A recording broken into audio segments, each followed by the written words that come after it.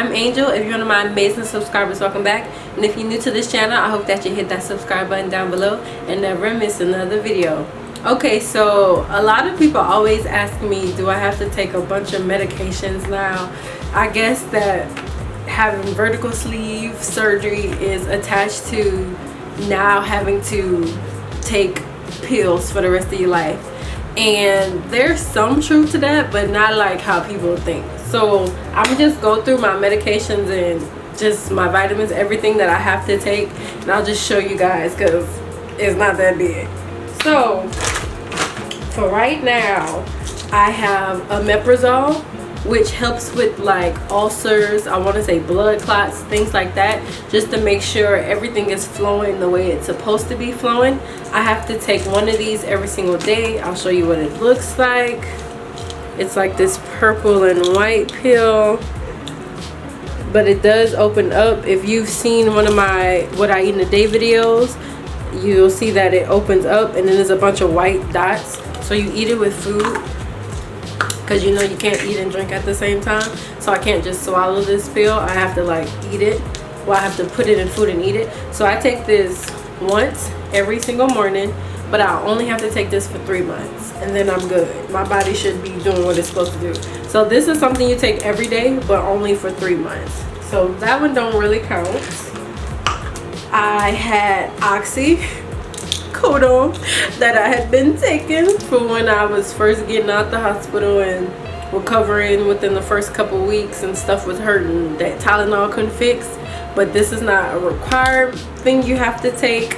It's not something you have to take every single day. Like, they actually don't even want you to get addicted to these things.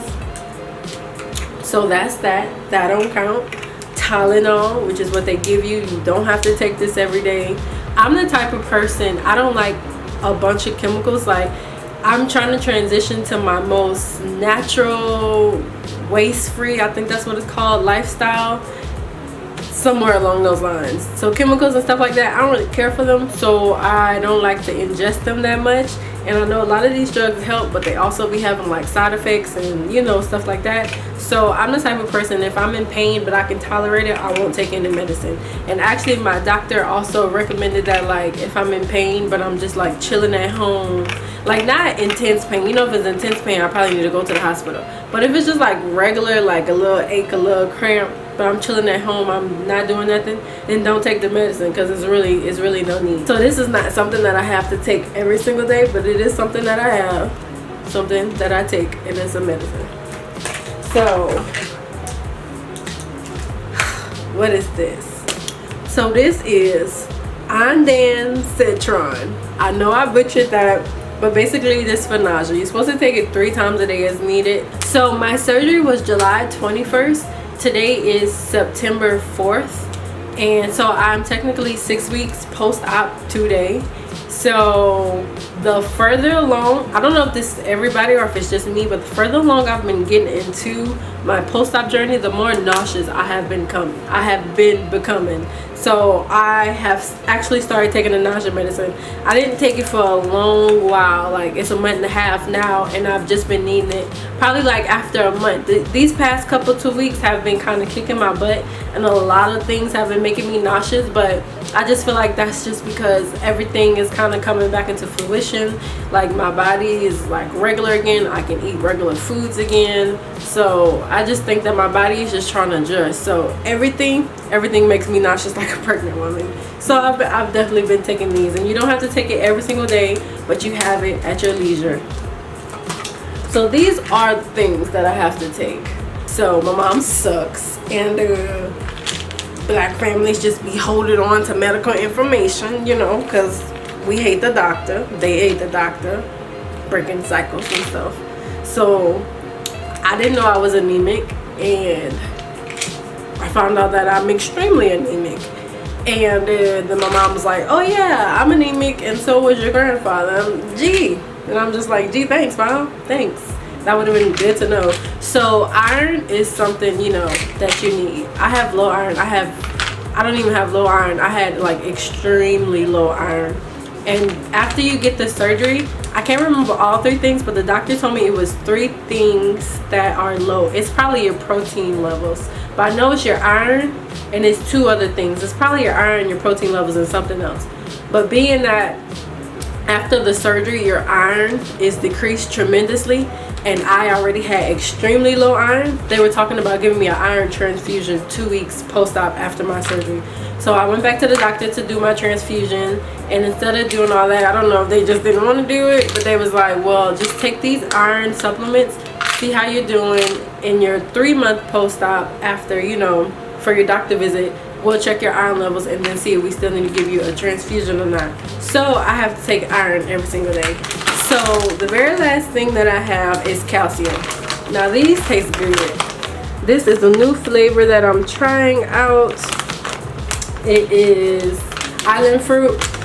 It's good, it's okay, but they taste better than the multivitamin. But the flavor I had before island fruit, I had watermelon sugar high, and it was delicious. And I thought island fruit would have tasted more like pineapples, but it tastes more like coconut to me, I think. There's not even a coconut on the picture on mine. It's banana, that's what I'm tasting. And I don't really like bananas. I eat them because I'm an adult and I have to eat them, but I don't really like banana flavored things, and I just taste banana. So I don't really care for these that much, but they're good and they taste better than the multivitamin. So I take 1 multivitamin a day, and I take 3 calciums a day. So this one is a chewable, so it's hard, but you can eat it. But this one is chewy, so it's actually like a Starburst texture. Oh, that was pretty good. Good job, Angel. So I take these 3 times a day, and I'm on calcium for the rest of my life. So honestly, these 2, multivitamin and calcium, are the only pills that you have to take for the rest of your life. You have some medicines that you might have to take for 3 months, maybe for 5 months, maybe for 1 month, but multivitamin and calcium are literally the only 2 that you have to take for the rest of your life.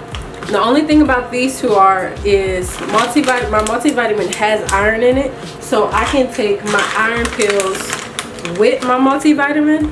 But being that my stomach can't hold anything, I barely have a stomach, you know, and everything is fighting for everything, I can't take these 2 together. So I take my multivitamin and my iron, and then I have to wait 2 hours before I can take a calcium. And then also for the calciums, I have to wait 2 hours. So the way I have my medicine, I have my alarm for 10 o'clock for my omeprazole. I take that, I wait 2 hours. Then at noon, I take my multivitamin and my iron. Then I wait 2 hours, and then at 2 o'clock, 4 o'clock, and 6 o'clock, I take my calciums. So that's the time I have, so that nothing is fighting for anything. All the vitamins have a fair chance to digest and for my body to absorb them. And if I were to eat a multivitamin and a calcium at the same time, my body would be trying to fight, like, who do I eat? Who do I absorb though? Like, so, and then you're not really getting your nutrients because your body don't know who to absorb. Like, you're confused on a poor little thing. So you gotta wait a couple hours in between, but set you some alarms. Like, they work for me. I got my alarms down packed. Anytime I'm traveling, going to somebody's house, spending the night, I have to pack all my medicines. I actually pack all of them though, because you never know, sometimes stuff be happening. You get sick out of nowhere, or you might get a cramp out of nowhere, and you just want to have your medicine. So just be prepared to be in the swing of always having to bring stuff with you. Even my food, like, because I can't have the same foods and the same drinks. When I go spend the night to my best friend's house, I have to I'm bringing like a book sack with me every time, or like a Walmart bag, because I can't have anything of what her or her kids have. Like, I literally, so just get used to that, having to always, like, normalize it, having to always bring your medicine with you, bring your food and your drinks with you anywhere you go. But honestly, it's not that hard, guys. It's not that hard. It's not a lot.